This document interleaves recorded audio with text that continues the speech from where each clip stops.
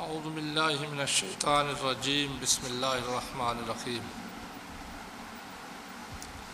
آج کا ہمارا پہلا عنوان، اگر اس کے بعد وقت بچا تو پھر دوسرے عنوان کی طرف جائیں گے، وہ ہے سماع موتا۔ سماع کہتے ہیں سننا، اور موتا سے مراد مردے۔ یہ بھی ایک اختلافی مسئلہ ہے کہ قبر میں جانے کے بعد مردہ سنتا ہے یا نہیں۔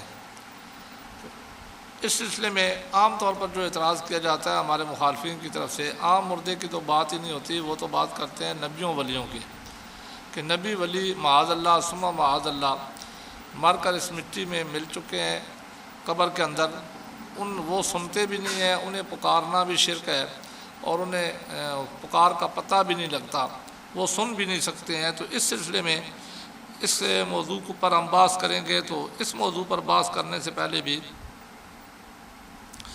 اس پر اپنا عقیدہ پہلے سن لیں کہ ہمارا عقیدہ کیا ہے اس مسئلے پر، کیونکہ کسی مسئلے پر موضوع کرنے سے پہلے عقیدے کا پتہ ہونا ضروری ہے۔ اگر عقیدے کا پتہ ہوگا تو بندہ اس پر بحث کر سکے گا، عقیدے کا پتہ نہ ہوگا تو اس پر بحث نہیں ہو سکتی۔ تو عقیدہ اس مسئلے میں کہ مردہ جب کسی ذی روح سے جب جان نکلتی ہے، روح نکلتی ہے بندے سے، تو اس کی یا کوئی بھی ذی روح چیز ہے تو اس کی روح جب نکلتی ہے، تو ہمارا عقیدہ اس سلسلے میں یہ ہے کہ میت کا جسم تو قبر میں ہوتا ہے، لیکن میت کی دو صورتیں ہوتی ہیں۔ جب اس کی روح نکلتی ہے اس کے جسم سے تو اس کی دو حالتیں ہوتی ہیں۔ اگر تو وہ میت نیک ہو تو اس کی روح اعلیٰ علیین میں ہوتی ہے، اور اگر وہ میت برا ہو، نیک نہ ہو، کافر ہو، جو کہہ لیں مومن اور کافر کہہ لیں، نیک اور بد کو چھوڑ دیں، اگر میت مومن ہو تو اس کی روح اعلیٰ علیین میں ہوتی ہے، اگر میت کافر ہو تو اس کی روح سجین میں ہوتی ہے۔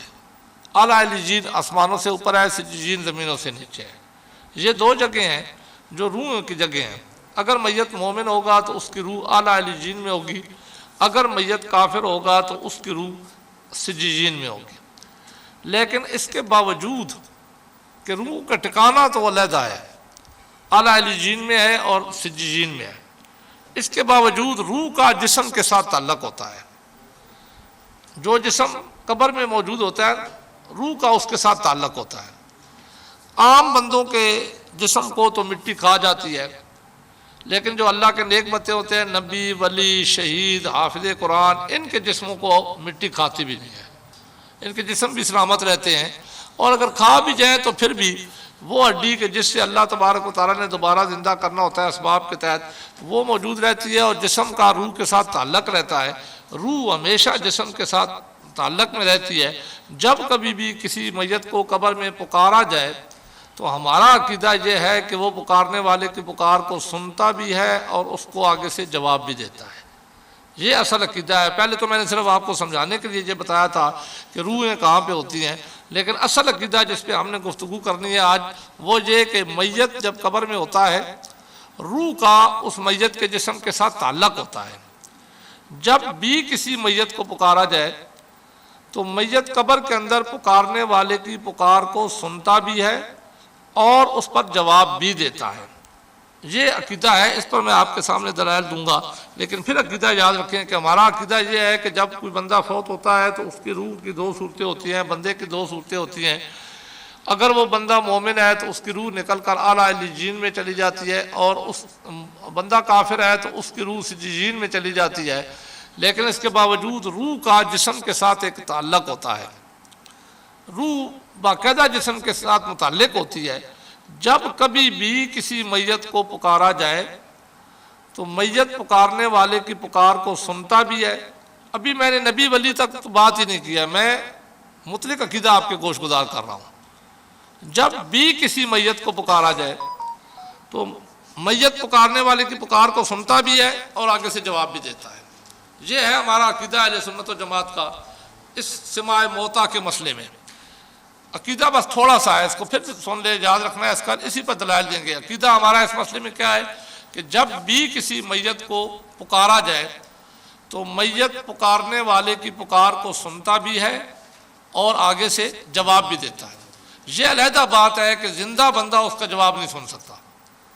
زندے بندے کے پاس وہ طاقت نہیں ہے کہ میت کے جواب کو سن سکے، لیکن میت کو اللہ تبارک و تعالیٰ نے یہ طاقت دے رکھی ہے کہ وہ زندے بندے کی پکار کا سنتا بھی ہے اور اس کا جواب بھی دیتا ہے۔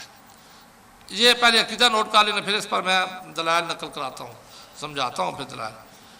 مسئلہ جی سماع موتا،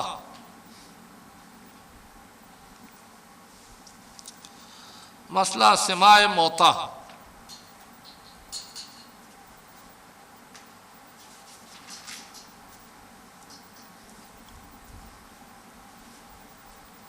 اس مسئلے میں ہمارا عقیدہ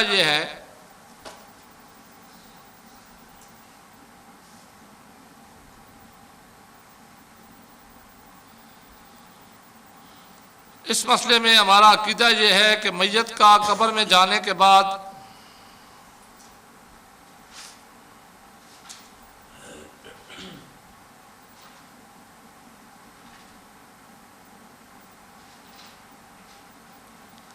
اگر میت مسلمان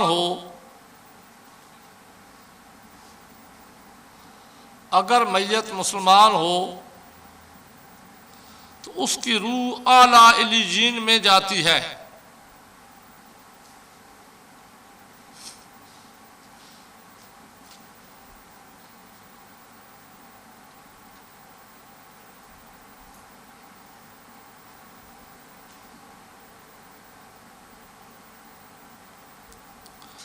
اس کی روح اعلیٰ علیین میں جاتی ہے۔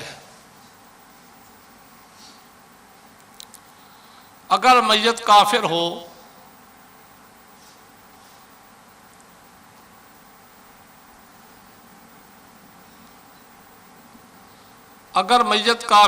تو اس کی روح سجین میں جاتی ہے۔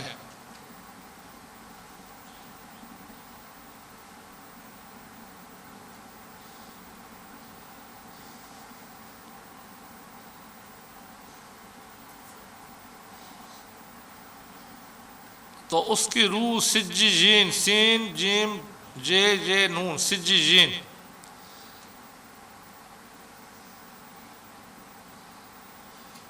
اس کے باوجود روح کا تعلق قبر میں،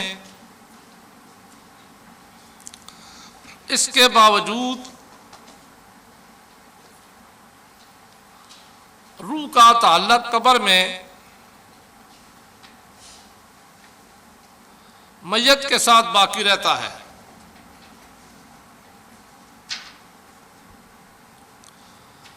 اس کے باوجود روح کا تعلق قبر میں میت کے ساتھ باقی رہتا ہے۔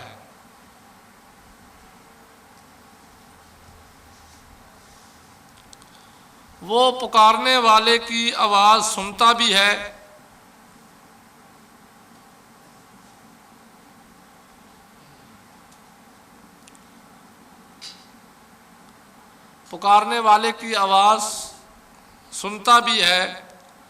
اور آگے سے جواب بھی دیتا ہے، دیتی ہے۔ میت پکارنے والے کی آواز سنتی بھی ہے اور آگے سے جواب بھی دیتی ہے۔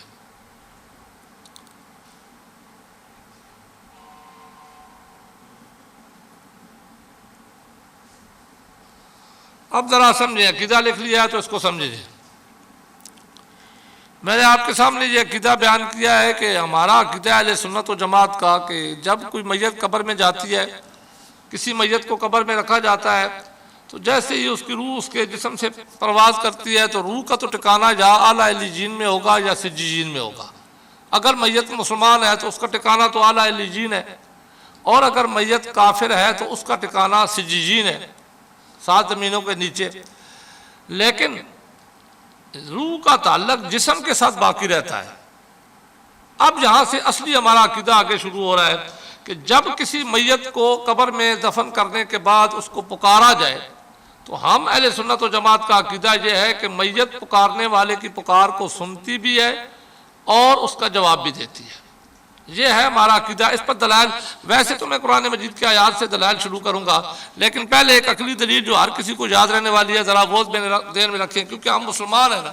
بحیثیت مسلمان ہم گفتگو کریں گے تو قرآن مجید اور حدیث مبارکہ سے طریقہ تو وہی ہوگا کہ سب سے پہلے دلائل چونکہ قرآن سے ثابت ہوتے ہیں، عقیدہ سب سے پہلے قرآن سے پھر حدیث مبارکہ سے، اسی طریقے سے میں بھی اس مسئلے پر دلائل دوں گا۔ لیکن ایک دلیل پہلے سن لیں، وہ ہر کسی کو یاد رہنے والی ہے کہ ہم بحیثیت مسلمان، ہمیں حضور علیہ السلام نے یہ بیان فرمایا کہ جب تم قبرستان سے گزرو تو قبر والوں کو سلام دیا کرو۔ یہی حکم ہے نا بحیثیت مسلمان ہمیں، جب بھی کسی قبرستان سے گزرو تو قبر والوں کو سلام دیا کرو۔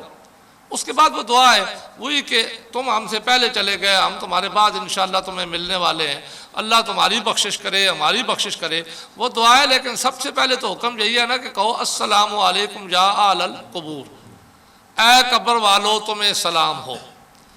اب سلام کے بارے میں شریعت مطہرہ میں قاعدہ کیا ہے؟ کیا یہ حکم ہے کہ کوئی بندہ سویا ہوا ہو تو اسے سلام دو؟ سوئے ہوئے کو سلام دینے کا حکم تو نہیں ہے۔ شریعت ہی ہمیں کہتی ہے کہ کوئی بندہ سو رہا ہے تو اسے سلام نہ دو۔ پھر چلو میں مان لیتا ہوں کہ کوئی کہے جی سویا ہوا تو چونکہ سن ہی نہیں سکتا، جواب ہی نہیں دے سکتا، اس لیے جواب دینے کا اہل نہیں ہے، کیونکہ نیند بھی تو موت کی بہن ہوتی ہے، اس لیے اسے حکم یہ ہے کہ سلام نہ دو۔ لیکن کیا کوئی بندہ نماز پڑھ رہا ہے اس کو سلام دینے کا حکم ہے؟ ابتداء اسلام میں تو تھا، اب وہ بھی منع کر دیا گیا۔ نماز پڑھنے والے کو اگر کوئی بندہ آ کر سلام دے تو وہ سنتا نہیں ہے؟ سنتا ہے نا، بندے کے سلام کو تو سن سکتا ہے، لیکن اسے حکم یہ ہے کہ سلام نہ دو۔ تو جو شریعت ہمیں یہ کہتی ہے کہ سوئے ہوئے کو سلام نہ دو، چلو میں مان لیتا ہوں، یہی مانا کر لیتا ہوں کہ وہ سن بھی نہیں سکتا، وہ جواب بھی نہیں دے سکتا، چلو یہ مان لیتا ہوں کہ سویا ہوا تمہارے سلام کو سن بھی نہیں سکتا، جواب بھی نہیں دے سکتا، تو سلام اس کو دینا چاہیے جو سن بھی سکے اور جواب بھی دے سکے۔ یہ قاعدہ ہے شریعت مطہرہ میں۔ اس سے یہ پتہ چلا۔ ادھر نماز پڑھنے والے کے بارے میں بھی حکم یہ ہے کہ اس کو سلام نہ دو، کیونکہ اگرچہ وہ سن سکتا ہے لیکن جواب دے نہیں سکتا، جواب دے گا تو نماز ٹوٹ جائے گی، لہذا اسے بھی حکم یہ ہے کہ سلام نہ دو۔ اسی شریعت میں ہمارے لیے یہ قاعدہ ہے کہ قبرستان سے گزرو تو انہیں سلام دو، تو جہاں کیوں سلام کہا گیا؟ اگر قبر والے سنتے بھی نہیں ہیں، جواب بھی نہیں دیتے ہیں، طاقت ہی نہیں رکھتے ہیں، تو جب سویا ہوا طاقت نہیں رکھتا سننے کی اور جواب دینے کی تو شریعت نے تو منع کر دیا کہ اسے سلام دو ہی نہیں۔ تو یہاں پہ بھی منع ہونا چاہیے تھا نا، حکم یہ ہونا چاہیے تھا قبروں سے گزر جاؤ، کیونکہ وہ سن نہیں سکتے ہیں، جواب نہیں دے سکتے ہیں، لہذا انہیں سلام کرنے کی ضرورت نہیں ہے۔ لیکن شریعت مطہرہ میں ہمیں یہ کہا گیا کہ انہیں سلام دو، اس لیے کہ وہ تمہارا سلام سنتے بھی ہیں اور جواب بھی دیتے ہیں۔ تم ان کا جواب نہیں سن سکتے، تمہارے اندر وہ طاقت نہیں ہے کہ تم ان کا جواب دے سکو، سن سکو، اللہ نے انہیں طاقت دے دی ہے۔ تو یہی ہمارا عقیدہ ہے کہ میت کو قبر میں جب رکھ دیا جائے تو میت پکارنے والے کی پکار کو سنتی بھی ہے اور آگے سے جواب بھی دیتی ہے۔ تو یہ ایک دلیل آپ کے پاس بن گئی۔ اس میں جو اعتراض کیا جاتا ہے وہ یہ کیا جاتا ہے یہ جو السلام علیکم یا اہل القبور یہاں پر کہا کہ یہ تو سلامتی ایک دعا دی گئی ہے، دعا کے معنی میں یہاں سلام ہوتا ہی دعا ہے۔ زندوں کو جب آپ کہتے ہیں السلام علیکم تو کیا وہ دعا نہیں ہوتی؟ یعنی نماز پڑھنے والے کو آپ کہیں گے السلام علیکم تو اس کے لیے سلامتی کی دعا نہیں ہوگی؟ سوئے ہوئے کو جب بندہ کہا جائے گا السلام علیکم تو اس کے لیے سلامتی کی دعا نہیں ہوگی؟ سلام جو ہوتا ہے وہ ہوتی دعا ہے، لیکن ہماری بات اس سے تو نہیں ہے کہ یہ ہے کیا، بات اس سے ہے کہ سلام جس کو دیا جائے اس کے لیے جواب دینا واجب ہو جاتا ہے۔ اور شریعت کا قاعدہ یہ بتاتا ہے، اتنی زیادہ میں آپ کو 3 مثالیں اس کی دے رہا ہوں، شریعت کا قاعدہ یہ بتاتا ہے کہ جو جواب دینے کی طاقت رکھے اسے سلام دیا جائے۔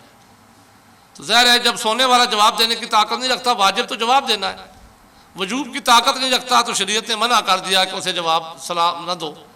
نماز پڑھنے والا اگرچہ طاقت رکھتا ہے لیکن نماز کے اندر نہیں رکھتا، نماز کے اندر ہی اسے سلام دینے سے منع کیا گیا نا، باہر وہی بندہ جب سلام پھیرے گا تو اس کو آپ سلام دے سکتے ہیں۔ تو اس سے یہ قاعدہ پتہ چلا کہ شریعت وہاں پہ سلام دینے کی اجازت دیتی ہے جہاں پہ جس کو سلام دیا جائے وہ جواب دینے کی طاقت رکھتا ہو۔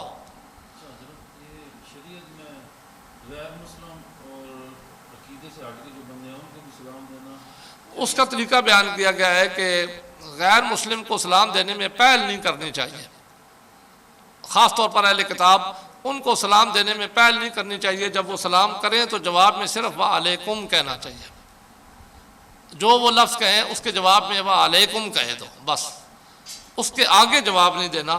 جبکہ مسلمان کے لیے تو یہ ہے کہ وہ اگر سلام دے السلام علیکم تو آپ جواب میں کہیں وعلیکم السلام ورحمۃ اللہ وبرکاتہ. تو اگر وہ پورا کہے تو مغفرتہ واجر عظیم کے الفاظ کا بھی اضافہ جواب میں کیا جا سکتا ہے. تو یہ حکم مومنوں کے لیے، غیر مسلموں کے لیے یہی حکم ہے کہ پہلے تو مجبور کرو راستہ چلتے ہوئے کہ وہ ایک کونے پہ ہو کے چلیں، کیونکہ مسلمانوں کا غلبہ ہونا چاہیے. پھر انہیں سلام میں پہل نہیں کرنی چاہیے. اگر انہوں نے کسی کو سلام دے دیا تو جواب میں صرف علیکم کہہ دینا چاہیے، جو شریعت مطالعہ میں بتایا گیا. اچھا جی، اب قاعدہ کیا ہوگا ہمارے پاس کہ شریعت مطالعہ میں سلام دینا اس کے لیے جائز قرار دیا گیا ہے کہ جو سننے کی طاقت بھی رکھتا ہو سلام کی اور جواب دینے کی بھی طاقت رکھتا ہو. تو قبرستان میں جب سلام دینے کا حکم دیا گیا ہے تو اس سے یہ پتہ چلتا ہے کہ وہ سنتے بھی ہیں اور بندوں کو جواب بھی دیتے ہیں. اسی لیے شریعت نے یہ قاعدہ بیان کیا کہ جب قبرستان میں سے گزرو تو ان کو سلام دیا کرو.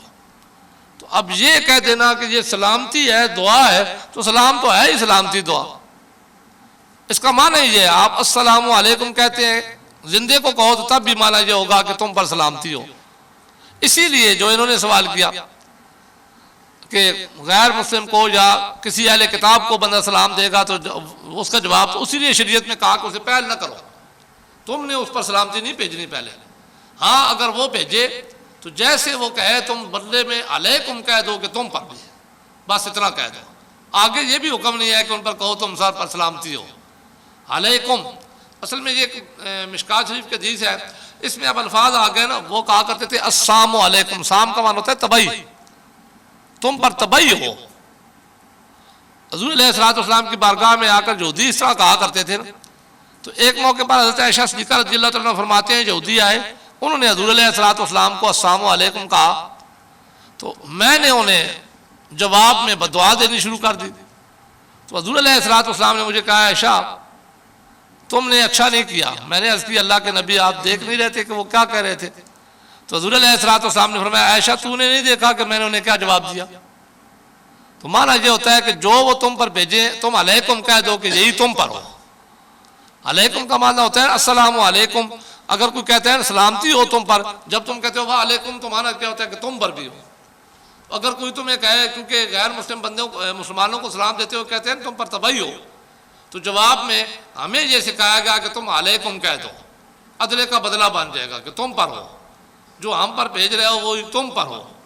تو یہ ہوتی دعا ہے، یہ بندے کی سلامتی کی دعا ہوتی ہے. یا اگر السلام علیکم کہو گے تو پھر تبعی کی دعا بدعا ہوگی.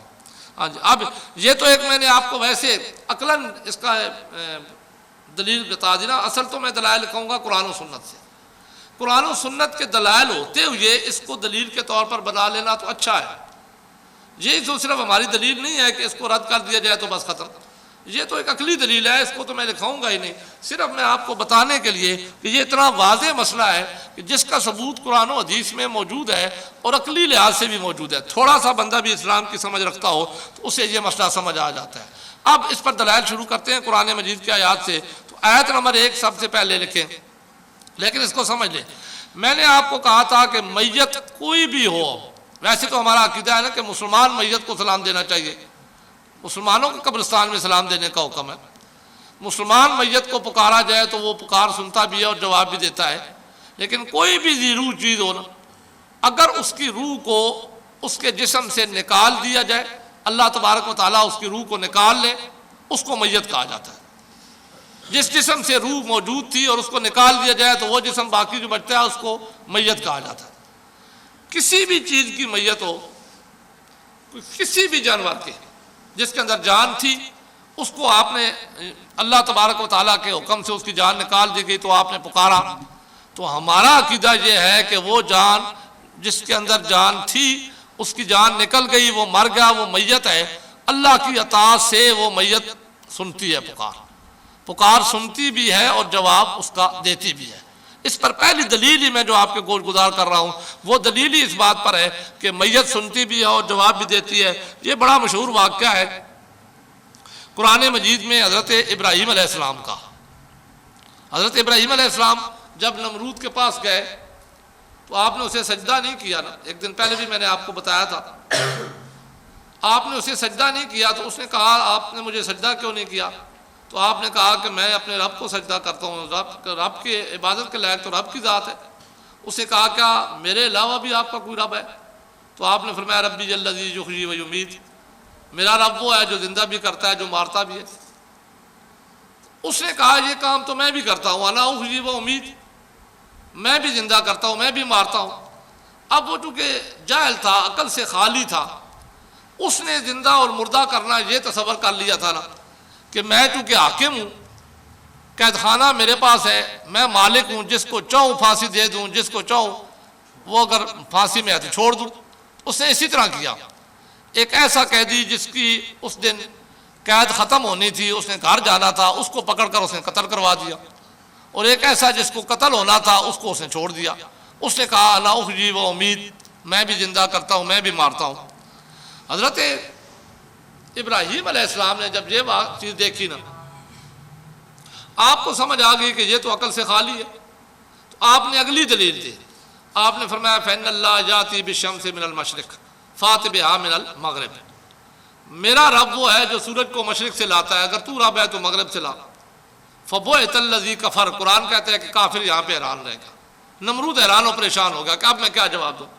اب جب وہاں سے فارغ ہوئے نا، تو حضرت ابراہیم علیہ السلام کے جی میں اللہ نے یہ بات ڈالی، القاء کی، کہ اس نے جو زندگی اور موت کا تصور قائم کر لیا تھا، تو اصل اللہ تبارک و تعالیٰ کی ذات جس کی شان یہ ہے کہ وہ زندہ بھی کرتا ہے، مارتا بھی ہے، یحیی و یمیت اس کا مقام و مرتبہ ہے، تو وہ کیسے ہوتا ہے؟ تو انہوں نے پھر اللہ تبارک و تعالیٰ کی بارگاہ میں التجا کی، جیسے کہ دعا ہے قرآن مجید میں موجود ہے، وَإِذْ قَالَ إِبْرَاهِيمُ رَبِّ أَرِنِي كَيْفَ تُحْيِي الْمَوْتَىٰ۔ حضرت ابراہیم علیہ السلام نے عرض کی اے رب مجھے دکھا تو کس طرح مردوں کو زندہ کرتا ہے، مر جو جاتا ہے تو وہ زندہ کیسے ہوتا ہے، تو مجھے دکھا، ارنی دکھا مجھے، کیف تحیی الموتیٰ تو مردوں کو کس طرح زندہ کرتا ہے۔ تو حضرت ابراہیم علیہ السلام کو اللہ تبارک و تعالیٰ نے فرمایا اولم تؤمن، اے ابراہیم علیہ السلام کیا تمہیں ایمان نہیں ہے؟ ایمان تو غیب پر اچھا ہوتا ہے نا۔ اولم تؤمن، کیا تجھے ایمان نہیں ہے؟ عرض کرتے ہیں قال بلا، یا اللہ ایمان تو ہے، ایمان تو پختہ ہے، مومن تو میں ہوں، ولیکن لیطمئن قلبی، لیکن چونکہ میرا منصب مبلغ ہے نا، تبلیغ ہے میرا منصب، تو میں جب تبلیغ کرنے جاتا ہوں، جیسے اس کو میں نے کہا میرا رب وہ ہے کہ جو زندہ بھی کرتا ہے مارتا بھی ہے، اس نے آگے سے کہہ دیا میں بھی مارتا ہوں زندہ کرتا ہوں، اس لیے میں دیکھ کے جب تبلیغ کروں گا تو میرا تبلیغ کرنے کا انداز اور ہوگا، اس دل مطمئن ہو جائے گا، ولیکن لیطمئن قلبی، لیکن میرا دل مطمئن نہیں ہے، اپنے دل کو مطمئن کرنے کے لیے یہ طلب کر رہا ہوں، یہ دلیل دیکھنا چاہتا ہوں۔ تو اللہ تبارک و تعالیٰ نے فرمایا فخذ اربعۃ من الطیر، اے ابراہیم علیہ السلام اگر دل کو مطمئن کرنا چاہتے ہو نا تو پھر یوں کرو کہ 4 پرندے پکڑ لو۔ 4 پرندے انہوں نے پکڑے، مختلف 4 پرندے، اب پرندوں کے اندر جان تو ہوتی ہے۔ فَصُرْهُنَّ إِلَيْكَ، ان 4 پرندوں کو پکڑ کر ان 4 کو ذبح کرو، ذبح کرنے کے بعد ان کے سر اپنے پاس رکھ لو، ان کے گوشت کا قیمہ بناؤ، قیمہ جب بن جائے تو اس گوشت کو مکس کر دو، یعنی 4 جانوروں کے گوشت کو مکس کر کے قیمہ بنا کر، اب یہ نہیں پتا چل رہا کہ اس میں کون سے پرندے کا کون سا گوشت ہے۔ اس کے بعد کیا کرو، ثم اجعل علی کل جبل منہن جزءا، پھر 4 پہاڑ اللہ تبارک و تعالیٰ نے فرمایا کہ 4 پہاڑوں پر اس میں سے تھوڑا تھوڑا لے کر وہاں پہ رکھ کے آ جاؤ۔ اب دیکھیں ایک پہاڑ پہ سارا ایک کا ہے یا سارے پہاڑوں پہ ایک کا ہی پہنچ گیا، کیونکہ وہ تو مکس تھا، گوشت کا تو پتہ ہی نہیں تھا کہ اس میں کس جانور کا کون سا گوشت ہے۔ لیکن اللہ تبارک و تعالیٰ کے حکم کے مطابق جناب ابراہیم علیہ السلام نے اسی طرح کیا، ثم اجعل علی کل جبل منہن جزءا، ایک ایک حصہ اس کا، جز اس کی، ہر پہاڑ کی چوٹی پر جا کر رکھ کر آ جائے۔ پھر آگے اللہ تبارک و تعالیٰ فرماتے ہیں ثم ادعوہن، اب وہ تو مردے تھے، مر چکے تھے نا، میتیں تھیں نا، تو اللہ تبارک و تعالیٰ ابراہیم علیہ السلام کو فرماتے ہیں ثم ادعوہن، پھر انہیں پکارو۔ تو اس سے یہ بھی پتہ چلا کہ میت کو پکارنا بھی جائز ہے، کیونکہ شرک تو ہر جگہ شرک ہوتا ہے۔ تو پھر انہیں پکارو، ثم یاتینک سعیا، پھر جہاں سے یہ بھی ثابت ہوا کہ دیکھنا اللہ تبارک و تعالیٰ تو قادر تھے، حضرت ابراہیم علیہ السلام کو کہتے ہو یہیں پہ انہیں ذبح کر کے رکھ لو، یہیں پہ پکارو، پہاڑ پہ رکھنے کا حکم کیوں دیا؟ پہاڑ کی چوٹی پہ رکھ کے ہو۔ تو یہ اللہ تبارک و تعالیٰ، اور پھر قرآن میں اس کا تذکرہ اسی لیے کیا گیا نا کہ مومنوں کے لیے یہ عقیدہ بنانا تھا، تو یہ عقیدہ اللہ تبارک و تعالیٰ نے بیان کرنا تھا کہ پہاڑ پہ رکھو گے تو تم اس سے دور ہو جاؤ گے۔ تو یہ بتانا مقصد تھا کہ مردے کو دور سے پکارنا بھی جائز ہے، اور پھر یہ بتانا بھی مقصد تھا کہ مردہ دور سے سنتا بھی ہے، اور پھر اگلا حصہ جو سمد ہو نہ یاتینک سعیا، اتنے دور وہ موجود ہے، تم یہاں سے اس کا نام لے کر پکارو گے تو وہ دوڑتا ہوا تمہاری بارگاہ میں آئے۔ اس سے یہ بھی پتا چلا کہ مردہ جواب بھی دیتا ہے۔ تو یہی تو ہمارا عقیدہ ہے کہ مردے کو اب طاقت اس کو کس نے دی؟ اللہ تعالیٰ نے دی۔ تو ہمارا عقیدہ تو یہی ہے کہ میت کو طاقت اللہ تبارک و تعالیٰ دیتے ہیں سننے کی اور جواب دینے کی، وہ سنتا بھی ہے اور جواب بھی دیتا ہے۔ یہی دلیل ہمارے پاس بن گئی کہ حضرت ابراہیم علیہ السلام، یہ تو جانوروں کی بات ہے، انسان تو جانوروں سے افضل ہے، پھر انسانوں سے افضل مسلمان ہے، پھر مسلمانوں سے افضل ولی ہے، پھر ولی سے افضل نبی ہوتے ہیں۔ تو جیسے جس کی فضیلت ہوگی ویسے اس کا مقام و مرتبہ بھی بڑھتا جائے گا۔ یہ آیت، اب یہ آیت دلیل نمبر 1 لکھ لینے، پھر اگلی آیت کی طرف آتے ہیں۔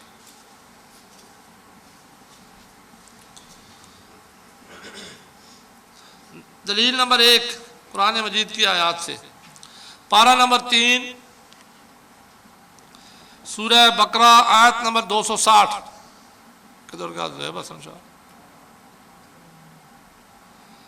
پارہ نمبر 3 سورہ بقرہ آیت نمبر 260۔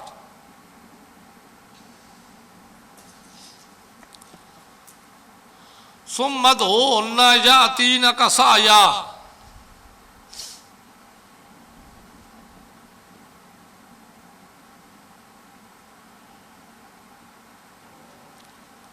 ثم ادعوہن یاتینک سعیا۔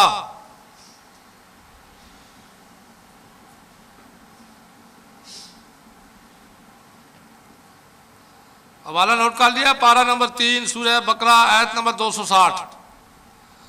ترجمہ جی، پھر آپ انہیں پکاریں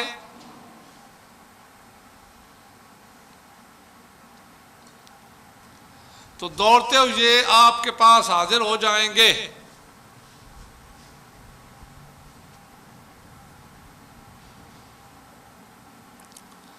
پھر آپ انہیں پکاریں تو دوڑتے ہوئے آپ کے پاس حاضر ہو جائیں گے۔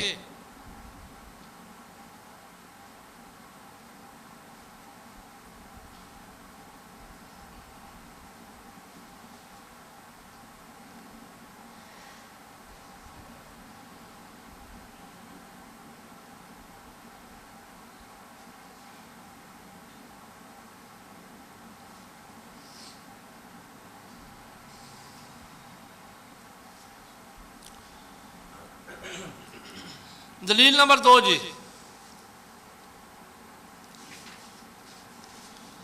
دلیل نمبر 2 اس مسئلے پر، دلیل نمبر 2 کہ مردے سنتے بھی ہیں اور جواب بھی دیتے ہیں۔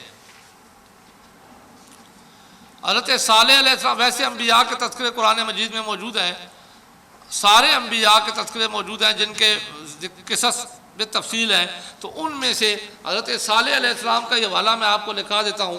حضرت صالح علیہ السلام یہ وہ تھے کہ جن سے آپ کی قوم نے معجزہ مانگا، اور معجزہ بھی مانگا آپ سے مانگ کر کے، معجزہ ہمیں یہ دکھائیے کہ اللہ سے دعا کریں کہ اللہ تبارک و تعالیٰ پتھر سے اونٹنی پیدا کر دے۔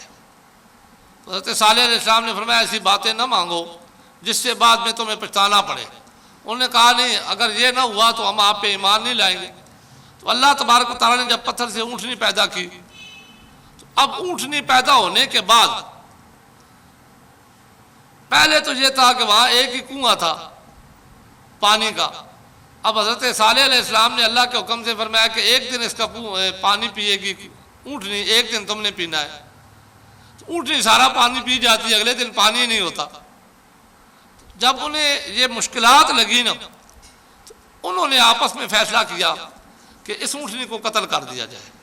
حضرت صالح علیہ السلام نے انہیں پہلے ہی کہا تھا وَلَا تَمَسُّوهَا بِسُوءٍ، قرآن کہتا ہے اسے قتل کے ارادے سے کبھی چھونا بھی نہیں، اس کے قریب بھی نہ آنا، ورنہ تمہیں عذاب سخت آئے گا۔ لیکن انہوں نے قتل کر دیا۔ اب اس کے بعد ان پر عذاب آیا۔ جب ان پر عذاب آیا وہ مر گئے، عذاب میں مبتلا ہو کر تباہ ہو گئے، تو حضرت صالح علیہ السلام اس وقت جب وہ لاشیں تھے ان سے جا رہے تھے، ان کے لاشوں کے پاس سے، تو قرآن کہتا ہے فَتَوَلَّى عَنْهُمْ، جب آپ نے ان سے پیٹھ پھوڑی تو قَالَ يَا قَوْمِ، تو آپ نے ان کو مخاطب کیا لَقَدْ أَبْلَغْتُكُمْ رِسَالَاتِ رَبِّي وَنَصَحْتُ لَكُمْ، کہ اے میری قوم میں نے تو تمہیں رب کے پیغام پہنچا دیے تھے، وَنَصَحْتُ لَكُمْ، اور میں نے تو تمہیں نصیحت کر دی تھی۔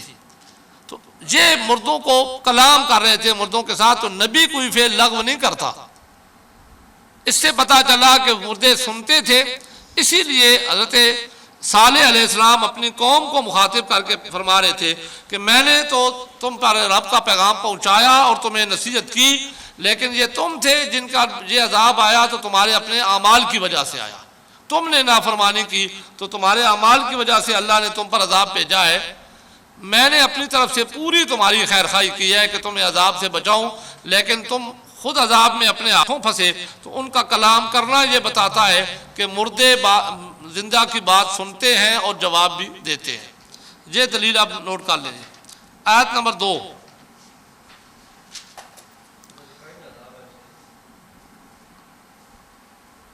صیخہ، چیخنا، آواز چیخ ماری ہے۔ فَتَوَلَّى عَنْهُمْ، پارہ نمبر 9 سورہ اعراف، آیت نمبر 93۔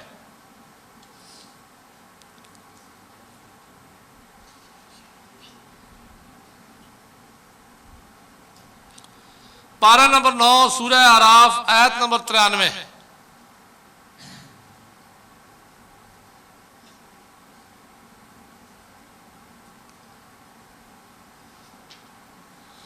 ہاں جی، اب تک جب حضرت صالح علیہ السلام ان مردوں کے پاس سے پیٹھ پھیر کر جانے لگے،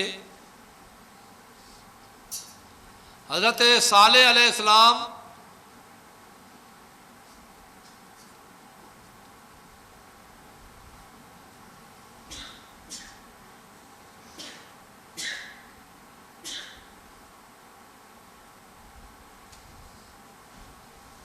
حضرت صالح علیہ السلام ان مردوں کے پاس سے پیٹھ پھیر کر جانے لگے،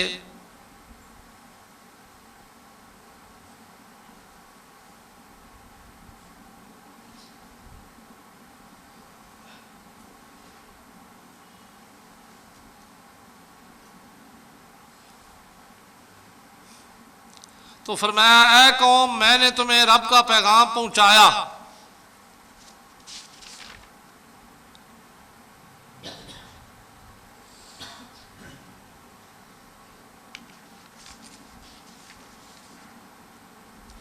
اے قوم میں نے تمہیں رب کا پیغام پہنچایا اور میں نے تمہیں نصیحت کی۔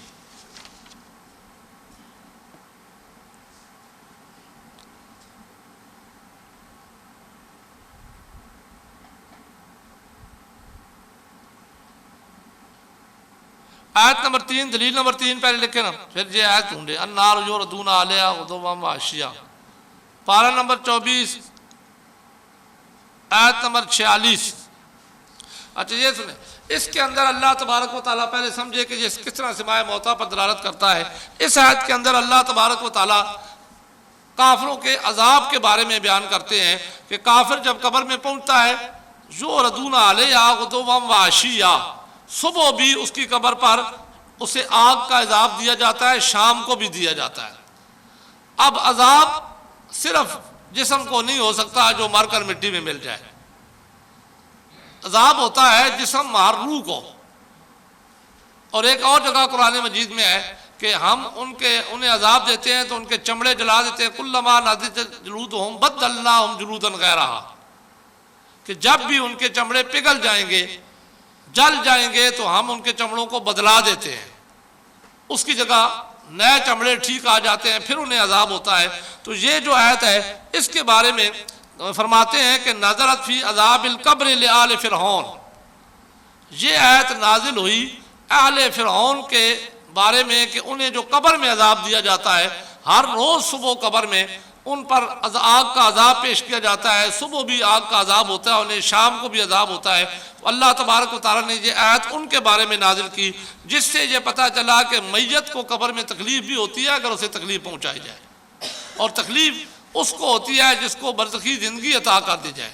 کسی مردے کے بارے میں تو شریعت کہتی ہے اگر کسی نے قسم اٹھائی ہے، اصول شاشی نور الانوار میں یہ مسئلہ بھی موجود ہے کہ میں اس کو ماروں گا نہیں، اب اگر ماروں گا یا میں اس کو ماروں تو میری بیوی مجھ پر حرام، وہ مر گیا تو مرنے کے بعد اسے مارے تو وہ قسم پوری نہیں ہوتی، اس کی بیوی اس پر حرام نہیں ہوتی، کیوں؟ کیونکہ میت کو تو تکلیف نہیں ہوتی، بقول ان کے سوریوں کے کہ جو اصل مقصد تھا مارنے کا کہ کسی کو الہام دینا وہ موجود نہیں رہا، لہذا اس کی قسم پوری نہیں ہوئی۔ تو یہاں پہ بھی یہ پتہ چلا کہ جو صرف میت ہو، جس میں روح نہ ہو، جس کا تعلق روح اس کے ساتھ تعلق نہ ہو، تو اس کو تو تکلیف نہیں ہوتی، تکلیف اس کو ہوتی ہے جو روح مال جسد ہو، روح کا تعلق جسم کے ساتھ ہو اور جسم کا تعلق روح کے ساتھ ہو۔ تو اس آیت سے بھی یہ پتہ چلا کہ قبر والے سنتے بھی ہیں اور آگے سے جواب بھی دیتے ہیں۔ اب یہ آیت نمبر 46 پارہ نمبر 24 سورہ مومن۔ اچھا، اس کا نام سورہ مومن کیوں ہے؟ سورہ مومن کا نام سورہ مومن کیوں ہے؟ کیوں باقی صورتیں مومن نہیں ہیں؟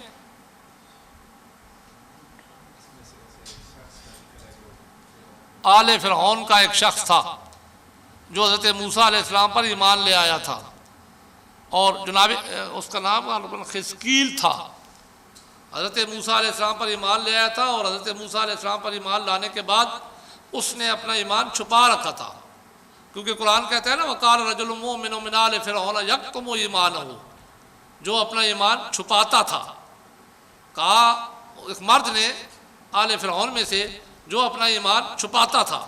تو دیکھیں ایک حضرت موسیٰ علیہ السلام پر ایک بندہ ایمان لائے اور ایمان لا کر چھپا کر رکھے، چھپا کر ایمان حضرت موسیٰ علیہ السلام اللہ کے نبی کی مدد کرتا رہا۔ اللہ کے نبی کی مدد اس نے اس طرح کی کہ جب ان کی قوم نے حضرت موسیٰ علیہ السلام کو برا بھلا کہا تو اس نے کہا اب تو ایمان تو چھپایا ہوا تھا نا، اور یہ تھا بھی فرعون کا رشتہ دار، فرعون کے گھر میں رہتا تھا۔ اس نے یوں کہا کہ ایک ایسے بندے کو جو تمہیں صرف یہ کہتا ہے کہ اللہ کی عبادت کرو، تم برا بھلا کہتے ہو، اس بات پہ کون سا تمہارا اس کے ساتھ جھگڑا ہے؟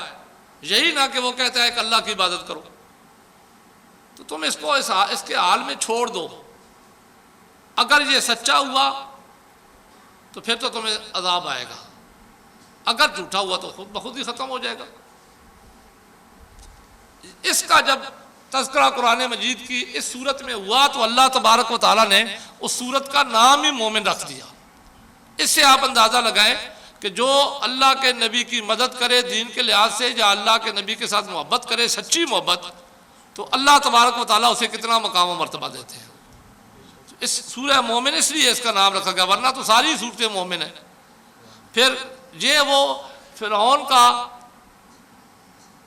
رشتہ دار تھا تو پوری صورت کا نام اس کے نام پر آ گیا، تو غیر اللہ کا نام نہیں آیا قرآن پہ۔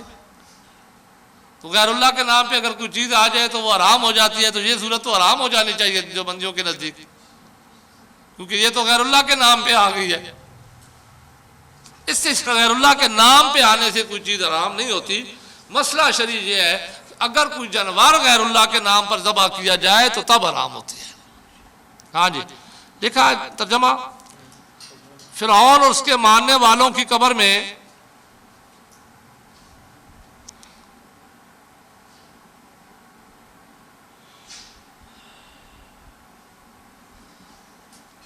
فرعون اور اس کے ماننے والوں کی قبر میں صبح و شام آگ پیش کی جاتی ہے۔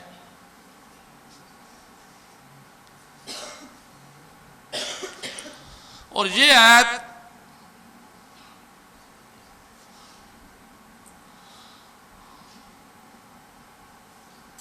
ان کے بارے میں نازل ہوئی۔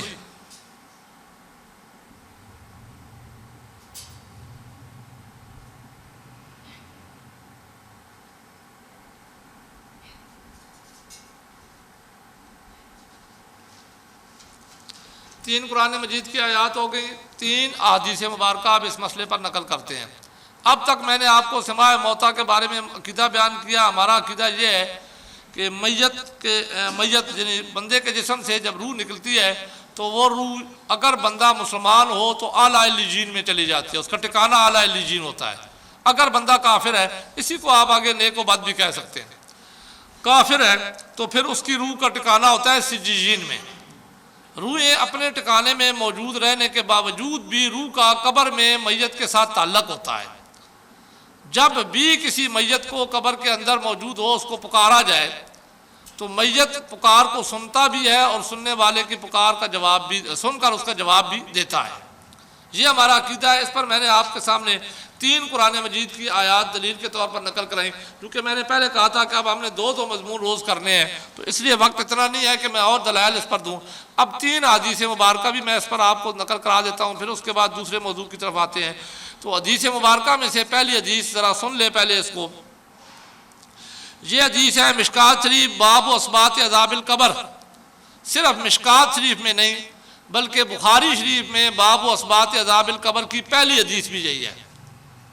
اب اس حدیث سے بھی آپ کو اپنے عقیدے کا پتہ چلے گا کہ عقیدہ وہی صحیح ہے جو ہمارا عقیدہ ہے کہ مردے سنتے ہیں۔ یہ تو ہر بخاری شریف کے اب ظاہر ہے پہلی حدیث باب و اثبات عذاب القبر کی آگے اس کا کوئی انکار تو کر نہیں سکتا۔ میت کو جب قبر میں رکھا جاتا ہے، پہلے جہاں سے میں کچھ اور دلائل بھی آپ کی گوش گزار کرتا چلا جاؤں، میت جب مرتا ہے اس کے بعد شریعت یہ کہتی ہے، بے شمار دلائل موجود ہیں، حدیث مبارکہ موجود ہیں کہ میت کو جو غسل دیتا ہے وہ اس کو بھی دیکھ رہا ہوتا ہے کہ کون غسل دے رہا ہے۔ میت کو اٹھا کر چلنے والے جب چلتے ہیں تو پھر حدیث یہ کہتی ہے کہ میت کی دو حالتیں ہوتی ہیں، دو صورتیں ہوتی ہیں۔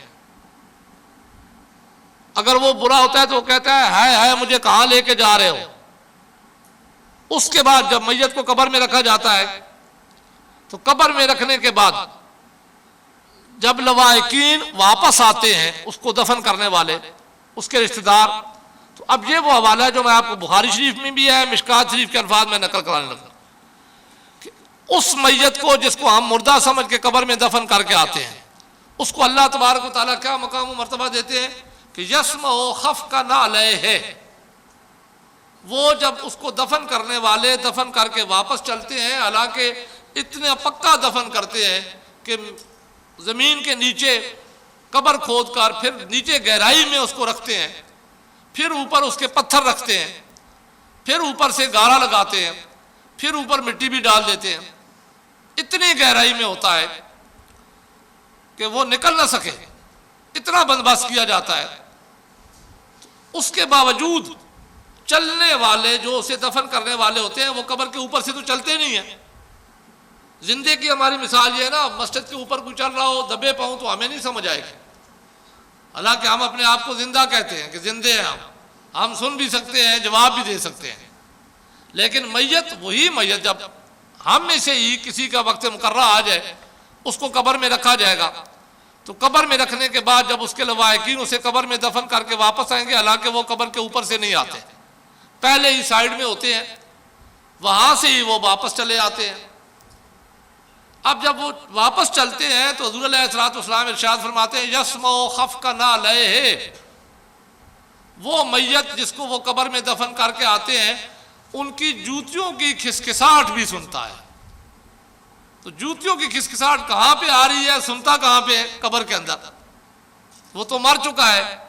اس سے یہ پتہ چلا کہ میت سنتا بھی ہے، اور اگر اس کو کوئی ایسی بات پوچھی جائے اس سے کہ جو وہ جواب کے اہل ہو تو وہ جواب بھی دیتا ہے، جیسے وہ سلام والی بات ہوگی۔ اسی طریقے سے اگر میت سنتا نہیں ہے تو سوالات کیسے ہوتے ہیں؟ قبر میں فرشتے آتے ہیں نا منکر نکیر، جب میت کو دفن کرنے والے واپس آ جاتے ہیں تو اس کے بعد دو فرشتے اس کے پاس آتے ہیں منکر نکیر، ان کے پاس لوہے کے گرز ہوتے ہیں، وہ اس سے سوال کرتے ہیں مر ربوں کا ما دینوں کا، تیرا رب کیا ہے؟ وہ تو سن ہی نہیں سکتا، جواب ہی نہیں دے سکتا، تو سوال کس سے ہو رہے ہیں؟ ہمارا عقیدہ اگر یہ ہو کہ میت تو سنتا ہی نہیں ہے تو یہ سوال کس سے ہو رہے ہیں؟ ہر میت سے سوال ہوتے ہیں، اور امام بخاری نے تو صرف سوال ہی ایک نقل کیا، انہوں نے تو باقی دو سوال نقل ہی نہیں کیے۔ وہ اس وجہ سے کیونکہ دار و مدار قبر کے اندر جنت کا باغ بننے کا یا جہنم کا گڑھا بننے کا وہ ایک سوال ہے، وہ سوال جو ہے ما کنت تقول فی ھذا الرجل، حضور علیہ الصلوۃ والسلام کے بارے میں پوچھا جاتا ہے کہ ان کے بارے میں دنیا کی زندگی کے اندر کیا عقیدہ رکھا کرتا تھا۔ تو یہ سوال پتہ ہونا بھی اور سوال کرنا جواب لینا یہ بھی بتاتا ہے کہ میت قبر کے اندر سنتا بھی ہے اور جواب بھی دیتا ہے۔ اس سے آگے جائیں، شریعت مطالعہ میں کیا ہے؟ حضور علیہ الصلوۃ والسلام ارشاد فرماتے ہیں کہ میت جب قبر میں پہنچتا ہے تو اس کی مثال اس طرح ہے جس طرح ڈوبنے والے شخص کی ہے۔ مل میت فی القبر الا کالغریق المتغوص، میت کی مثال قبر میں اس طرح ہے جس طرح ڈوبنے والا شخص ہے۔ ینتظر دعوۃ تلقوہ من اب، یہ جملہ حدیث کا قابل غور ہے۔ وہ قبر میں ہے، اس کے لواحقین گھر میں موجود ہے، اتنا اب ان کے درمیان فاصلہ آ گیا ہے، لیکن اللہ کے نبی فرماتے ہیں ینتظرو مضارع کا صیغہ ہے، حال پر بھی دلالت کرتا ہے، قیامت تک مستقبل پر بھی دلالت کرے گا۔ جس کو قبر میں رکھ دیا جاتا ہے، جیسے ہی اس کو قبر میں دفن کر دیا جاتا ہے، اس وقت سے لے کر قیامت تک وہ منتظر رہتا ہے، انتظار میں رہتا ہے۔ کس چیز کا انتظار میں رہتا ہے؟ دعوتاً، دعا کا۔ میت تو سن بھی نہیں سکتا، جواب بھی نہیں دے سکتا، تو پھر وہ انتظار کس چیز کا؟ انتظار بھی تو زندہ ہی کرتا ہے نا، کوئی مردہ تو نہیں انتظار کر سکتا۔ ینتظر دعوتاً تلقوہ، اور پھر اگلے حدیث کے الفاظ ہے کہ وہ تو انتظار کرتا ہے جو اسے ملنا ہوتی ہے۔ اگر اس کے گھر والے کوئی اسے دعا کرنے والے ہیں، بھیجنے والے ہیں، تو وہ منتظر رہتا ہے۔ فَإِذَا لَحِقَتْهُ، اب جب اسے ملتی ہے تو دعا میں بندہ کیا کہتا ہے؟ وہی اسلام ہی کہہ لے، السلام علیکم، یہ بھی تو اس کے لیے دعا ہے نا سلامتی کی۔ تو کوئی بندہ اگر قبر والے کو سلامتی کی دعا دیتا ہے تو قبر کے اندر جب اسے ملتی ہے تو حدیث یہ کہتی ہے فَإِذَا لَحِقَتْهُ أَحَبُّ إِلَيْهَا مِنَ الدُّنْيَا وَمَا فِيهَا، وہ دعا اسے دنیا اور دنیا کی ہر چیز سے زیادہ پسندیدہ ہوتی ہے۔ تو اس سے پتہ چلا کہ اسے پتہ چل گیا کہ مجھے دعا مل گئی۔ پسندیدہ تب ہی ہوگی نا جب اسے پتہ چلے گا کہ مجھے دعا مل گئی۔ اب سلام دینے والے نے سلامتی بھیجی تو قبر میں میت کو پتہ چلا نا کہ مجھے سلامتی پہنچی ہے، تو پتہ تب ہی چلے گا جب وہ سن رہا ہوگا۔ اگر سن ہی نہیں رہا تو اسے پتہ کیسے چلا؟ پھر ایک اور حدیث میں یہ آتا ہے، اس میں تو اور زیادہ واضح ہے۔ حضور علیہ الصلوۃ والسلام ارشاد فرماتے ہیں، اب ظاہر ہے یہ سارے دلائل میں آپ کو نہیں نقل کرا سکتا کیونکہ وقت تھوڑا ہے، کہ حضور علیہ الصلوۃ والسلام فرماتے ہیں، بیان اس لیے کر رہا ہوں کہ جس کو یاد رہے گا وہ تو کم از کم بری ہو جائے گا، کہ اللہ تبارک و تعالیٰ کے محبوب ارشاد فرماتے ہیں کہ ما من میت یموت، جب مرنے والا کوئی مرتا ہے، مسند امام احمد کی حدیث ہے، جب مرنے والا کوئی مرتا ہے تو اس کے گھر والے یتصدقوا عن آبائہا، اس کے گھر والے اس کی طرف سے صدقہ کرتے ہیں۔ اب صدقہ کیا ہے؟ صدقہ نفلی صدقے میں کسی کو نیکی کا حکم دینا بھی نفلی صدقہ ہے، مردے کو تو بندہ نہیں دے سکتا نا، سلام کا جواب دینا بھی نفلی صدقہ ہے، کسی کے لیے کوئی دعا کر دینا بھی نفلی صدقہ ہے، تو یہ دعا ہی ہوئی نا، کسی کے لیے کوئی دعا کرتا ہے تو اللہ تبارک و تعالیٰ کے محبوب ارشاد فرماتے ہیں کہ اللہ تبارک و تعالیٰ وہ ثواب اس صدقے کا جبریل کو حکم دیتے ہیں کہ سنہری تھالوں میں رکھ کر اس کو اس کی قبر کے کنارے پہ جا کے کھڑے ہو جاؤ۔ اب جبریل امین قبر کے کنارے پر کیوں بھیجا جا رہا ہے؟ وہ تو حدیث کے اگلے الفاظ واضح کر رہے ہیں، جبریل جب جاتے ہیں تو پھر جبریل عرض کرتے ہیں الہ العالمین اب کیا حکم ہے؟ تو اللہ تبارک و تعالیٰ فرماتے ہیں کہ اے جبریل اس قبر والے کو پکارو، اس کو آواز دو، یا اہل القبور، اے قبروں والو، جس طرح سلام میں ہم کہتے ہیں السلام علیکم یا اہل القبور، تو تو جبریل کو حکم ہوتا ہے کہ اس قبر والے، اب ظاہر وہ خاص قبر ہے جس کے لیے ثواب ہو رہا ہے، اس قبر والے کو پکارنے کا حکم ہے. تو جبریل کہتے ہیں یا صاحب القبر العمیق، اے گہری قبر والے ساتھی. پکارا کیوں جا رہا ہے جب وہ سنتا ہی نہیں ہے؟ یہ پکارنا بھی بتاتا ہے کہ وہ سنتا ہے، اللہ نے اسے طاقت دے رکھی ہے. اب آگے جبریل کہتے ہیں ہذی ہدیۃ اہدیٰ الیک لآلک، یہ تحفہ آیا ہے تیرے گھر والوں نے تیرے لیے بھیجا ہے.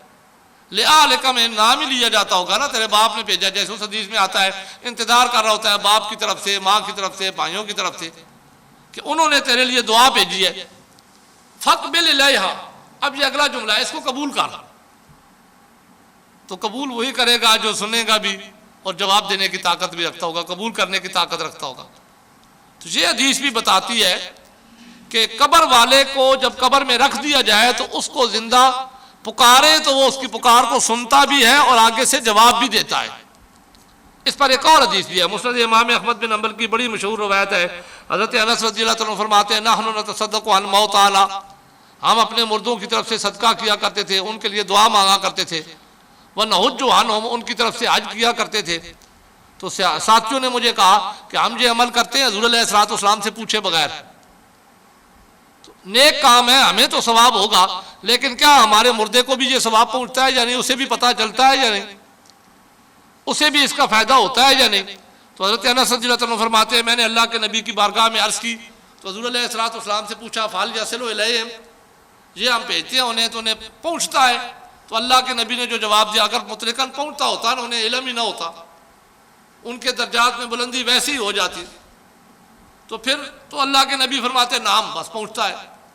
لیکن اللہ کے نبی تو فرماتے ہیں یفرح بہا کما یفرح بہ احدکم الہدیہ، صرف پہنچتا ہی نہیں ہے بلکہ وہ اس کے ساتھ خوش بھی ہوتے ہیں. جس طرح کہ تم میں سے کوئی دنیا میں تحفہ پا کے خوش ہوتا ہے، اس طرح وہ خوش ہوتے ہیں.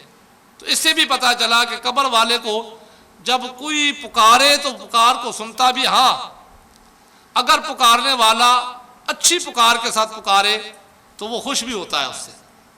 جیسے والدین کی قبر کی زیارت کے لیے جایا جائے تو والدین خوش ہوتے ہیں اپنے اولاد کی قبر پر آنے سے، کیونکہ اولاد کو پہچانتے ہیں. تو اسی طریقے سے یہ کہا گیا کہ بندہ جب کسی کی قبر میں جاتا ہے اپنے محبوبوں میں سے تو وہ اسی طرح اس کی قبر پر آنے سے خوش ہوتا ہے جس طرح دنیا کی زندگی کے اندر بندہ اس سے ملاقات کے لیے جایا کرتا تھا تو وہ اس سے مل کے خوش ہوا کرتا تھا. یہ سارے دلائل بتاتے ہیں کہ مردے قبر میں سنتے بھی ہیں اور جواب بھی دیتے ہیں. لیکن آپ نے دلیل یہ نقل کرنی ہے جو میں نے آپ کے سامنے بیان کی ہے مشکات شریف کی. مشکات شریف دلیل نمبر 1 بھی لکھیں، نوٹ کر لینا. مشکات شریف باب اثبات عذاب القبر،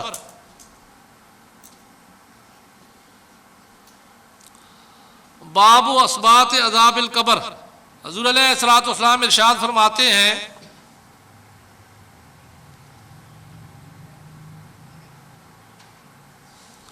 حضور علیہ السلام ارشاد فرماتے ہیں کہ جب مردے کو قبر میں دفن کیا جاتا ہے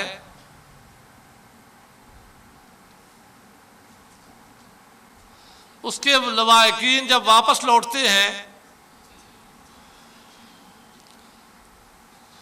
تو وہ مردہ قبر میں ان کی جوتیوں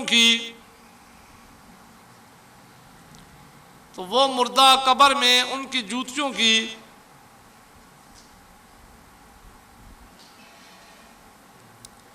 کھسکھساہٹ کی آواز سنتا ہے.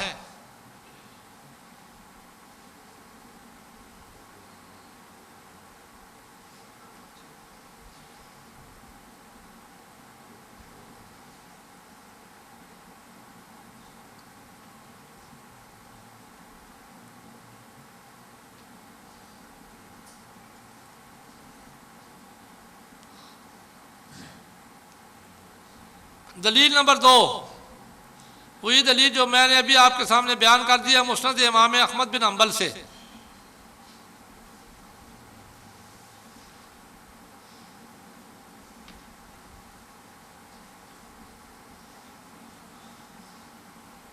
مسند امام احمد بن حنبل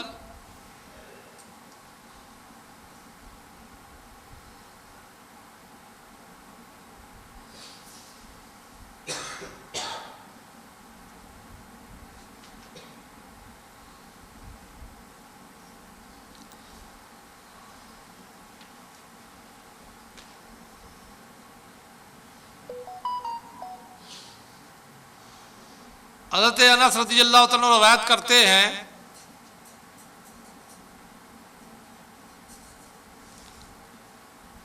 حضرت انس رضی اللہ تعالیٰ عنہ روایت کرتے ہیں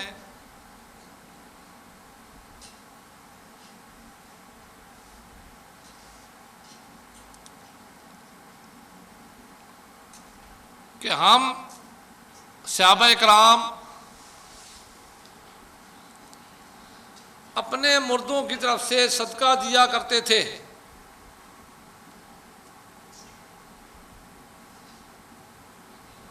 اپنے مردوں کی طرف سے صدقہ دیا کرتے تھے،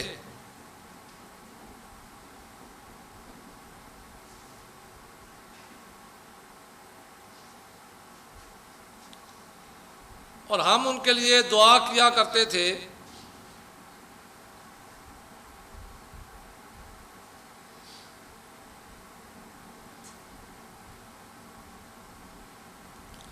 ہم ان کے لیے دعا کیا کرتے تھے اور ہم ان کی طرف سے حج کیا کرتے تھے۔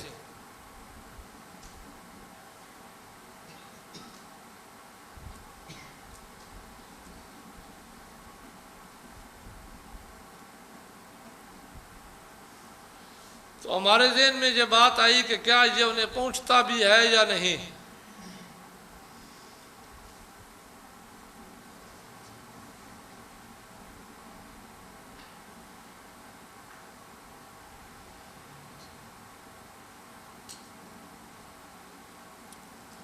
کیا یہ انہیں پہنچتا بھی ہے یا نہیں۔ تو میں نے حضور علیہ الصلوۃ والسلام کی بارگاہ میں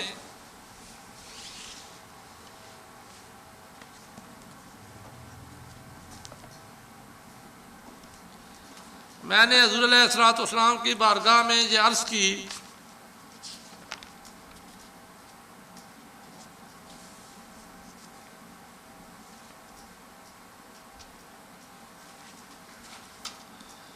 کہ یا رسول اللہ صلی اللہ علیہ وآلہ وسلم،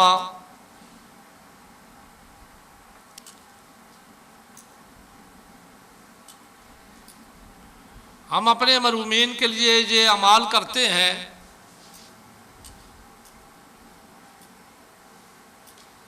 ہم اپنے مرحومین کے لیے یہ اعمال کرتے ہیں،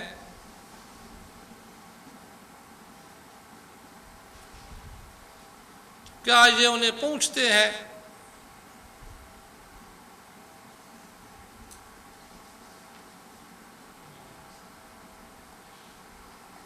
کیا یہ انہیں پہنچتے ہیں؟ تو حضور علیہ الصلوۃ والسلام نے فرمایا ہاں،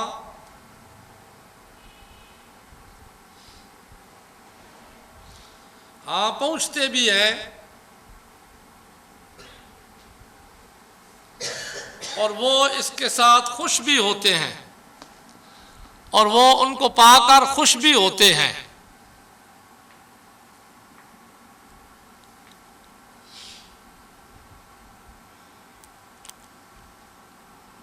وہ ان کو پا کر خوش بھی ہوتے ہیں۔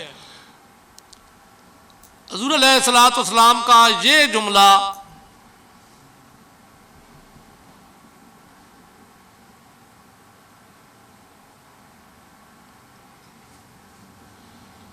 حضور علیہ الصلوۃ والسلام کا یہ جملہ کہ وہ ان کو پا کر خوش بھی ہوتے ہیں،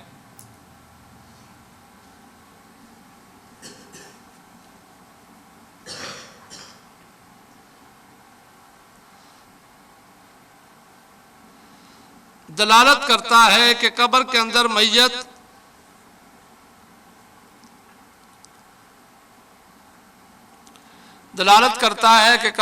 میت زندے کی پکار کو سنتی بھی ہے، زندے کی پکار کو سنتی بھی ہے، اور سن کر جواب دینے کی طاقت بھی رکھتی ہے۔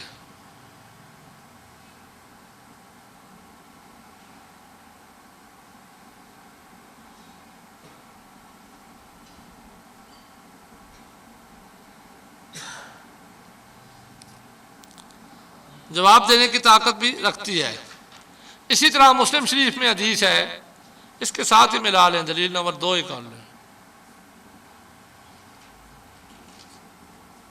یہ وہ حدیث ہے کہ اس کو بھی اختصار سے پہلے سن لیں، کہ جس میں کہا جاتا ہے کہ ایک بندے کو قبر میں جب رکھا جاتا ہے تو کچھ عرصہ بعد اس کی قبر میں اچانک اس کا درجہ بلند کر دیا جاتا ہے، تو وہ اللہ تبارک و تعالیٰ کی بارگاہ میں بندہ عرض کرتا ہے کہ اے رب ایو شیء ھذا، یا رب یہ کیا ہے؟ میں تو جس دن پہلے دن قبر میں آیا تھا تو اپنے اعمال کے ساتھ آیا تھا، تو اس کا تو مجھے پتہ چل گیا تھا، تو آج اچانک میرا درجہ کیوں بلند ہو گیا؟ تو اسے کہا جاتا ہے کہ ولدک استغفرک، آج تیری اولاد نے تیرے لیے استغفار مانگی ہے، تو اس کی وجہ سے اللہ تبارک و تعالیٰ نے تیرا یہ درجہ بلند کر دیا ہے۔ تو یہ حدیث مدلول کے لحاظ سے بتاتی ہے کہ قبر میں بندہ جب ہوتا ہے تو وہ سنتا بھی ہے اور سن کر سوال و جواب بھی کرتا ہے اور جواب بھی دیتا ہے، اور اسے پتہ بھی چلتا ہے کہ مجھے کس نے کیا بھیجا ہے۔ تو یہ بھی اسی طرح مسلم شریف کے حدیث میں کہ اولاد اگر اپنے والدین کو استغفار کرے